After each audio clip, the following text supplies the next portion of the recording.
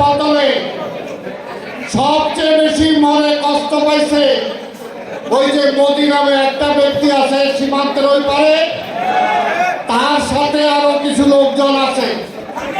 এছাড়া অন্য কেউ বেশি ব্যথা পায় না, তাই ব্যথায় আজকে আশ্রিত সেখানে আশ্রয় দিয়েছেন। তাই আমরা বলতে চাই, আওয়ামী লীগ কখনো এই দেশের জন্য রাজনীতি করে নাই।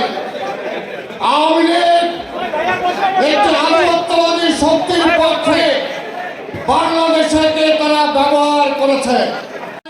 ক্ষমতায় ছিল তখনও বলেছি, আওয়ামী লীগ স্বাধীনতায় কখনো বিশ্বাস করে নাই, মুক্তিযুদ্ধের পক্ষের দল না বলে তারা সেটাকে ব্যবহার করে নিজেরা লাভবান হওয়ার চেষ্টা করেছে।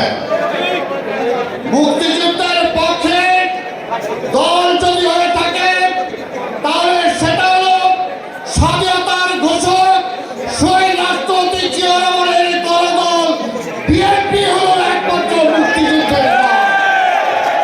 যারা এই মুক্তিযুদ্ধের স্বপ্নকে চেতনাকে ধারণ করে এবং বাস্তবায়ন করার চেষ্টা করেছেন।